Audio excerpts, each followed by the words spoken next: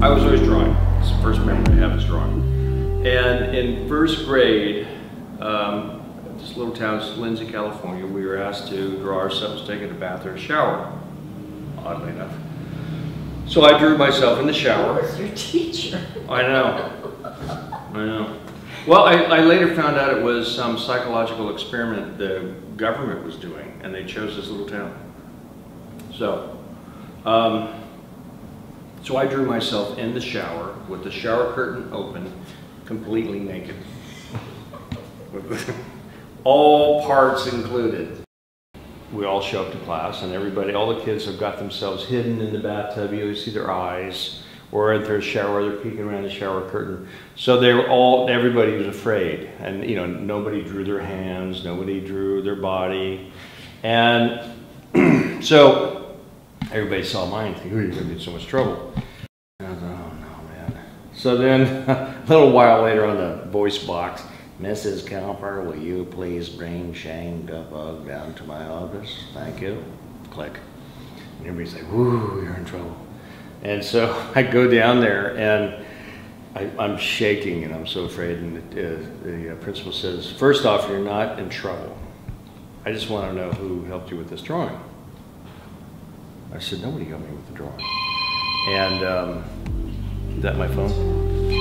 That's Renato Gentile. Hello.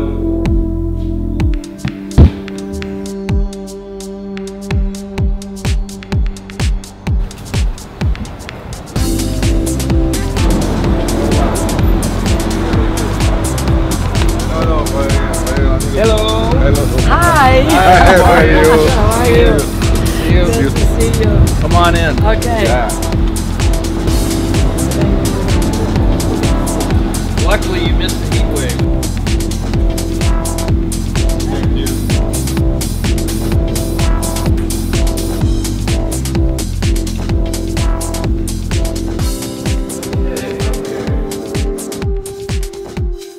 I am very enthusiastic about the installation and about this show, because obviously it's the first time in Italy, maybe, or the first time for sure in Naples, and it is very interesting that in Naples and in Italy they learn about his art, and is absolutely something new. And also the retrospective is something very important, because the idea of his entire body of work for the first time in Italy is something that is attractive.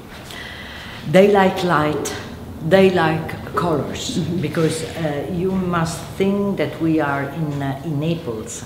Naples is very similar to Los Angeles, so the same kind of colors, the same kind of ocean, and the same kind of light. So they are attracted by depth, and by colors, and by light. So I think that Shane, who works with light, colors and depth, the different fields, one above the other, I think that can be attractive for the Italian public, and above all for the southern Italian public. People come through here? Yes, through right. here, and this is the main entrance, and I want to make an installation dedicated to Ginevra Benci, together with your works. And we first look at your retrospective. So here we can install your retrospective until this one. Right.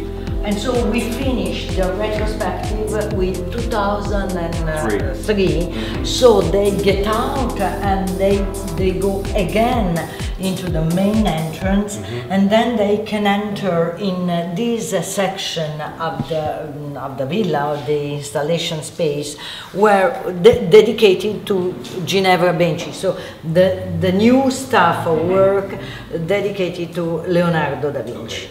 And so they can now go around. These paintings here are from the series that came just before. Just before. Yeah. Yeah. So that's okay? Okay, yes, that's okay.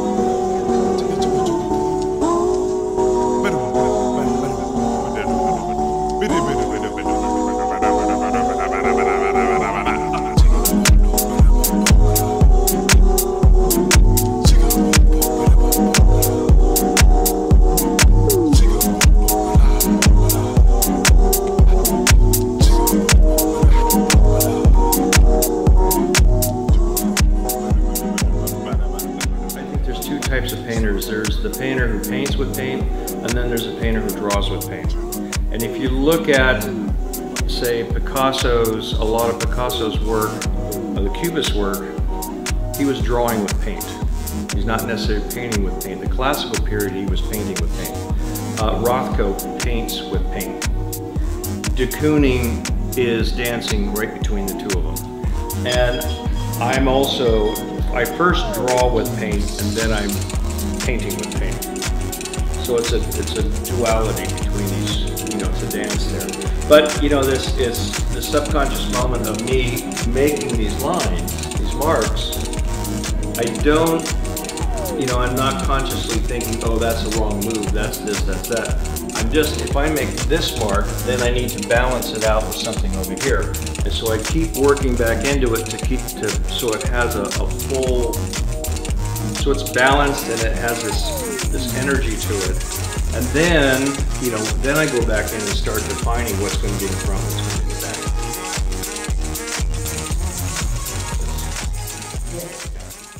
Yes. So on the other side we have something smaller than this, obviously, but it doesn't matter.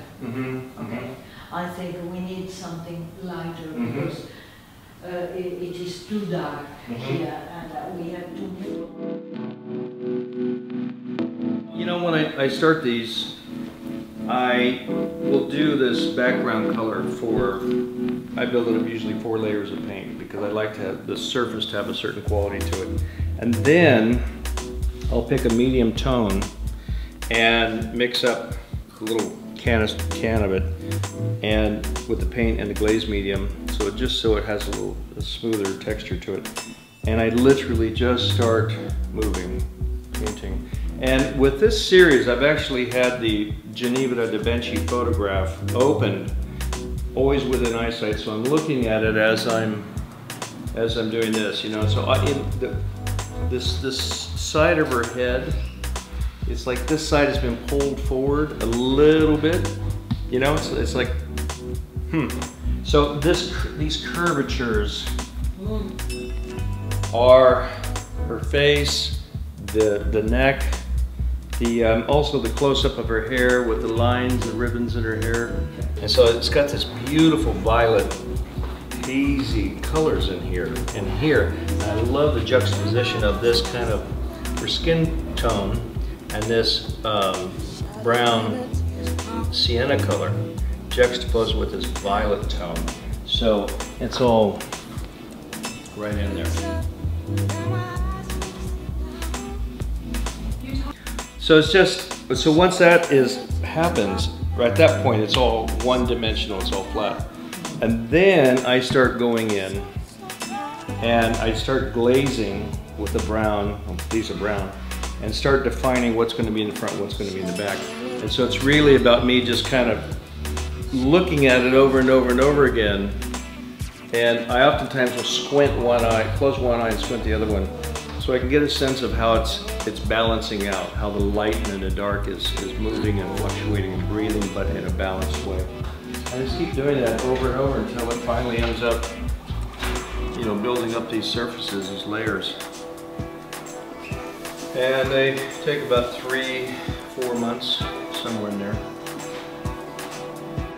And also with these paintings, if you look at them, the light source is right here. It's coming this way, or about right here. So the light source is the viewer. So I like to think that conceptually, because we're acknowledging this moment, that's what's illuminating the painting. It's our awareness of this moment. You know, because I need to feel this oneness with this moment that I'm doing. And I think that if I'm, you know, fully realizing my own personal truth, that me as a human being, then as an audience, they will recognize that. And that's what gives them this, you know, I mean, I think of artists as shamans. I mean, it's my job to go on these journeys, these emotional, spiritual, psychological journeys, and investigate these things and dig around and then bring back my findings and then relate my findings on canvas And I think if I'm being honest, then the audience won't respond to that.